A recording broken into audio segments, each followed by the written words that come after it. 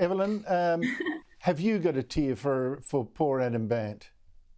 Only tears of joy, Andrew. Tears of pure joy. Bottle it up and let's keep it on the shelf and remind ourselves of this happy, joyous moment for Australia. We're being cleansed of the Marxist greeny. But look, it was such a pathetic attempt for him to save face, wasn't it, in that interview? I mean, he on one hand said that, you know, the reason that he lost to a Labor candidate was Peter Dutton's fault because, you know, the people hate Peter Dutton more than they like the Greens. I mean, that's some kind of mental gymnastics to try and get around that. But, you know, I think that it really does say something when, you know, the leader of the Greens party is trying to scramble. I mean, he can pull something out of a hat and come up with anything. So I think he was a bit surprised by the result.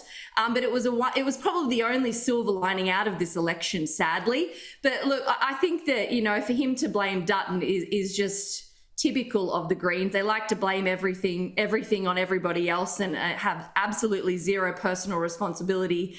But, you know, I hope that Dutton can take what he says on board and perhaps go, you know what, I'm glad that I'm distanced myself from him and he can blame me. And hopefully the Liberal Party can learn from all this and maybe next election not perhaps do Labor light and maybe we will have a bit more of a chance and squash the Greens out to 0 seats and put a bit more Liberal seats in. James, I know I shouldn't be surprised in one sense, and yet, you know, I was struck all over again by this final appeal by Bandt to the journalists there. We're in a climate crisis. I really want the media to stop reporting on climate as a political issue and start thinking about it as if our country was being invaded. Like you should treat the climate crisis as if there is a war on. James, I was listening to I thought, my God, he really does believe this apocalyptic nonsense. And the women behind him, one grinning though. I didn't quite understand why she thought it was all good news. I don't know. What did you make of that? I'm trying to work out how we're being invaded by a naturally occurring gas, what CO2 is invading the country.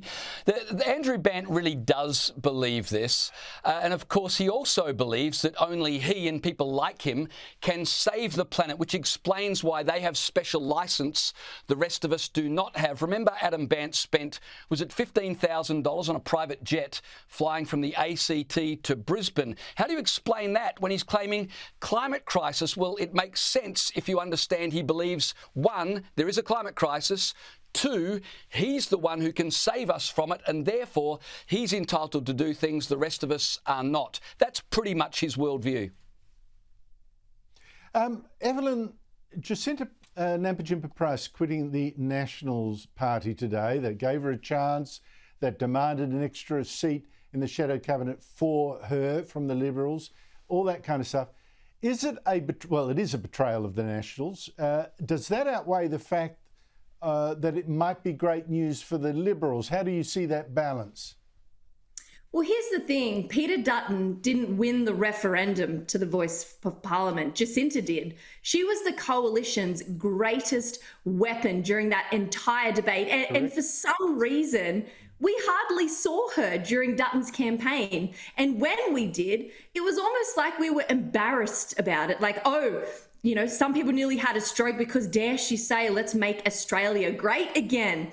You know, I think at the moment, the Liberal Party is virtually on life support. They are, and they need all the help they can get. Perhaps Jacinta is the defibrillator. Perhaps she's going to come in and jolt them, you know, into a place of life where they actually belong. You know, I sadly think that the Liberal Party are going the way that the UK Conservative Party are going.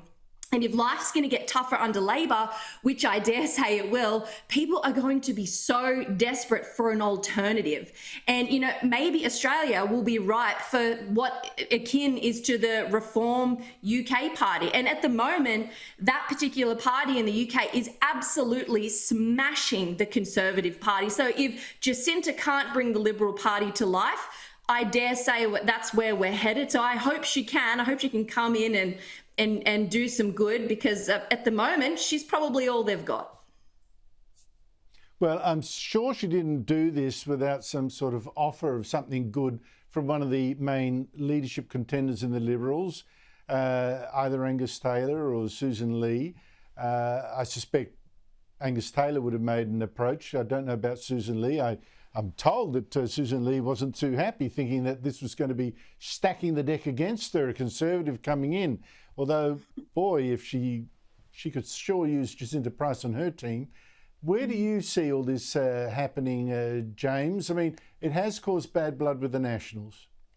Yeah, well, David Littleproud, the leader of the Nationals himself, said that the Liberal Party provides opportunities for Jacinta Price's ambition that the Nationals do not. I think that's true, but a little unfair and missing the bigger picture.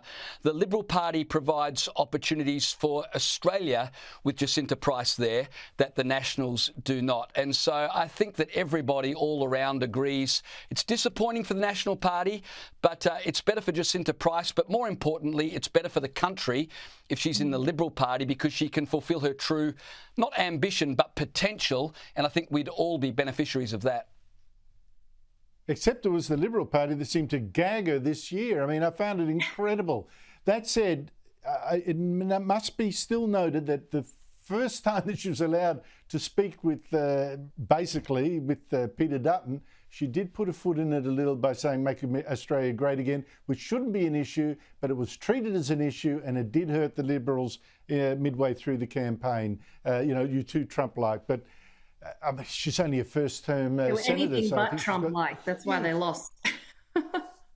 Well, I don't know about that, but it's more that they didn't seem their own man. Some were taking dictation from Trump, but Jacinta Price certainly is her own woman. Thank you so much to you both for that.